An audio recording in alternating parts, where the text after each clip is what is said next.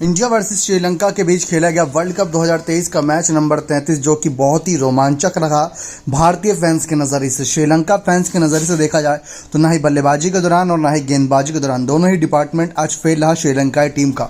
जो आखिरी बची कुछ उम्मीद थी श्रीलंका की सेमीफाइनल तक का सफर तय करने की, आज उस पर भी पानी फिरता नजर आया। आप कह सकते हैं कि श्रीलंका भी एक ऐसी टीम हो गई है जो वर्ल्ड कप की सेमीफाइनल की रेस से पूरी तरीके से बाहर हो चुकी है।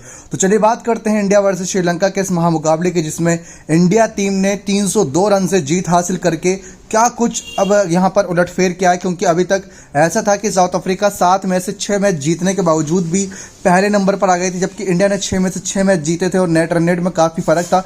इस वजह से तो नेट रन रेट में कितना फर्क आया, श्रीलंकाई टीम ने क्या कुछ अब यहाँ पर खोया है, किस तरीके से पिछले 2 मुकाबले जीते फिर हारे, फिर ये मुकाबला हारी, तो कितना कुछ नुकसान हुआ है, इस बारे में सारी जानकारी देंगे। और कैसे भारतीय टीम का वो गेंदबाज जो अभी तक बेंच पर था, शुरुआती 4 मुकाबले उसने बेंच पर बिठाए, लेकिन जब उसको मौका मिला तो 5-5 विकेट की छड़ी लगा दी।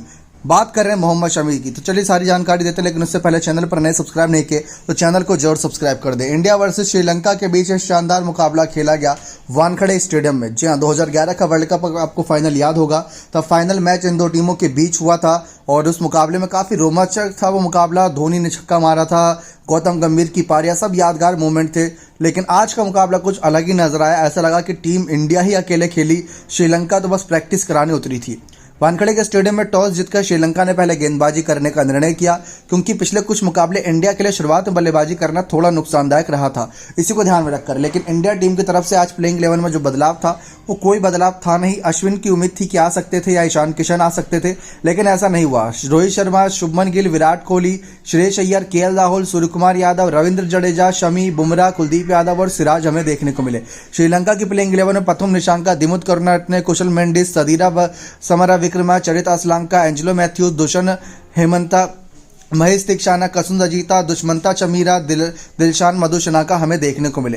अब पहले बल्लेबाजी करते हुए टीम इंडिया ने 357 रन 8 विकेट के नुकसान पर बनाए, वो भी तब जब दूसरी ही गेंद पर कप्तान रोहित शर्मा का विकेट गिर गया था। पहला विकेट टीम इंडिया का बहुत जल्दी गिर गया था, रोहित शर्मा ने पहली गेंद पर चौका मारा था, फिर अगली गेंद पर ही वह आउट हो गए थे। दिलशान मधुशनाका ने इनका विकेट ले लिया था। फिर इसके बाद शुभमन गिल और विराट कोहली के बीच पार्टनरशिप बिल्ड होती है, दोनों की पार्टनरशिप बहुत सही जाती है। देखा जाए तो ये पार्टनरशिप करीब 189 रन की होती है, वो भी 29 ओवर के करीब 30 ओवर के अंदर, क्योंकि 2 गेंद पे तो ही रोहित शर्मा का विकेट गिर ही गया था। तो 30 ओवर के अंदर ये पार्टनरशिप होती है। 193 रन पर फिर दूसरा विकेट आता है। दूसरा विकेट होता है शुभमन गिल के रूप में। शुभमन गिल जो अपने वर्ल्ड कप के पहले शतक के बहुत क्लोज थे, 92 गेंदों में 92 रन इन्होंने बनाए थे, 11 चौके 2 छक्के की बदौलत। दिलशान मधुशनाका ने इनका विकेट लिया था, कैच पकड़ी थी कुशल मेंडिस ने। शानदार ये खेल रहे थे, लेकिन शतक से चूक गए 8 रन से। दिलशान मधुशनाका ने सही ब्रेक थ्रू दिलाया। विराट कोहली भी अच्छी पार्टनरशिप बिल्ड किए थे। विराट कोहली भी उम्मीद थी कि अपना 49वां वनडे इंटरनेशनल शतक लगाएंगे, लेकिन जैसे ही आउट हुए फिर उसके बाद अगले ही ओवर में हमें देखने को मिला कि विराट कोहली का विकेट भी गिरा दिया जाता है। विराट कोहली भी 94 गेंद में 88 रन बनाकर 11 चौके की बदौलत फिर पवेलियन वापस जाते हैं। 93 का स्ट्राइक रेट था इस दौरान उनका। विराट कोहली इस वर्ल्ड कप में करीब 3 शतक से चूक गए। एक मैच में 85 रन, एक मैच में 95 रन, फिर इस मैच में 88 रन, तो बहुत क्लोज आकर चूके हैं। तो ये होता है प्रेशर का गेम, लेकिन आज कोई कुछ ज़्यादा प्रेशर था नहीं। अच्छी पोजीशन पर टीम इंडिया को ले आए थे, लेकिन 94 गेंद में 88 रन बनाकर जब पवेलियन गए, उसके बाद श्रेयस अय्यर और केएल राहुल के बीच जो पार्टनरशिप बिल्ड हुई वो मैच टर्निंग पार्टनरशिप थी। राहुल ने भले ही 19 गेंद में 21 रन बनाए 2 चौके की बदौलत, लेकिन श्रेयस अय्यर ने पारी को पलट दिया। 56 गेंद में 82 रन की पारी, 3 चौके 6 छक्के की बदौलत श्रेयस अय्यर ने खेली। इस बीच उनका स्ट्राइक रेट 146 करा। 146 के स्ट्राइक रेट से 82 रन श्रेयस अय्यर ने बनाए। दिलशान मधुशनाका जो इस मैच में बहुत शानदार गेंदबाजी करे श्रीलंका की तरफ से, लेकिन रन भी उनको बहुत पड़े, इस बात में कोई दोहराई नहीं है। 56 गेंदों 82 रन श्रेयस अय्यर ने 146 के स्ट्राइक रेट से मारे। फिर इसके बाद केएल राहुल ने 19 गेंद में 21 रन बनाया था। सूर्यकुमार यादव 9 गेंद में 12 रन बनाए थे। रविंद्र जडेजा ने 24 गेंद में 35 रन, 1 चौके 1 छक्के की बदौलत मारा था, रनआउट हो गए थे। शमी ने 4 गेंद में 2 रन बनाकर रनआउट कर दिया था उनको। कुशल मेंडिस ने 1 गेंद में 1 रन बनाकर बुमराह नाबाद खड़े थे। तो इस तरीके से टीम इंडिया 50 ओवर में 8 विकेट खोकर 357 रन बनाई थी। 5 विकेट चटकाए थे दिलशान मधुशनाका ने 10 ओवर में 80 रन देकर, यानी 8 रन प्रति ओवर दिए थे और 1 विकेट चमीरा ने चटकाई थी। फिर इसके बाद अब यहां पर बारी थी श्रीलंका टीम की चेस करने की। उनको 358 रन चेस करने थे। 358 तो छोड़िए, यहां पर 58 रन भी नहीं बना पाई श्रीलंका की टीम। श्रीलंका की तरफ से पथुम निशंका और दिमुथ करुणारत्ने ओपनिंग पार्टनरशिप लेकर मैदान पर उतरते हैं। पहले ही गेंद पर पथुम निशंका का विकेट चटका देते हैं जसप्रीत बुमराह एलबीडब्ल्यू के रूप में। फिर उसके बाद दिमुथ करुणारत्ने का ही पहला ओवर सिराज लेकर आते हैं, वो उनको चलता कर देते हैं। मतलब सिराज तो ऐसा लग रहा था कि एशिया कप का हाईलाइट दिखा रहे फाइनल का। याद होगा सिराज ने क्या शानदार गेंदबाजी करी थी उस मुकाबले में। सिराज ने कुछ वैसी शुरुआत दिलाई, दिमुथ करुणारत्ने को एलबीडब्ल्यू करके चलता किया। फिर इसके बाद कुशल मेंडिस आए, कुशल मेंडिस और सदीरा समरविक्रमा भी आए। समरविक्रमा की विकेट तो दूसरे ही ओवर में चटका दी थी, यानी 2 रन बने थे श्रीलंका के और 3 विकेट गिर गई थी।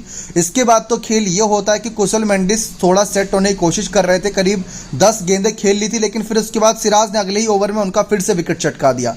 3 रन पर श्रीलंका की टीम थी और 4 विकेट उनके गिर चुके थे। 4 ओवर में यहाँ पर श्रीलंका की टीम करीब आधी पवेलियन वापस जा चुकी थी। फिर उसके बाद 10वां ओवर लेकर आते हैं यहाँ पर शानदार गेंदबाज शमी। जी हाँ, उस ओवर में बैक टू बैक विकेट चटकाते हैं, जहां 10वें ओवर की तीसरी गेंद पर चरित असलांगा और छठी गेंद पर और चौथी गेंद पर दुष्यंत हमांता यहां पर अपना विकेट खोते हैं।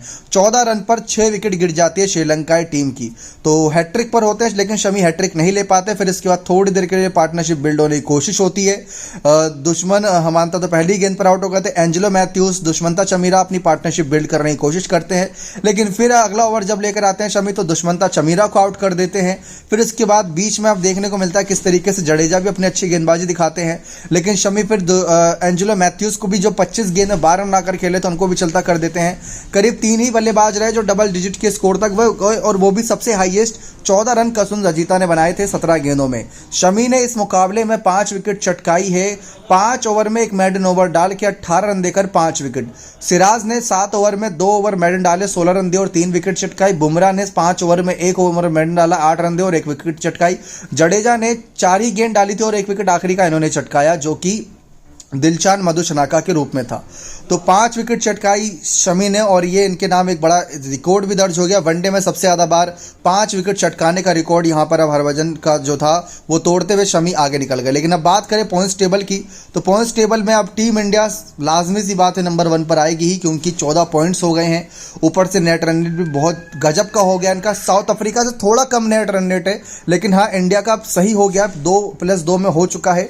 श्रीलंका का बहुत ही बेकार नेट रन रेट हो गया, और बच्चे 2 मैच भी अगर जीत जाते हो तो फाइनल में मुश्किल ही ये जगह, सेमीफाइनल में जगह बनाए। तो श्रीलंका, नेदरलैंड, बांग्लादेश, इंग्लैंड ये सब बाहर हैं। अफगानिस्तान और पाकिस्तान और न्यूजीलैंड ये 3 टीमें हैं जिनके बीच, और साथ ही साथ ऑस्ट्रेलिया, ये 4 टीमें हैं जिनके बीच टॉप 4 टॉप 3 की जंग हो सकती है। अगर न्यूजीलैंड पाकिस्तान का अगला मैच तो हो गई तो वो दिलचस्प रहेगा देखना। तो पाकिस्तान अब तक का सबसे कह सकते हैं, अब IPL खेली बेकार, लेकिन अब उनसे उम्मीद रहेगी वापसी करें।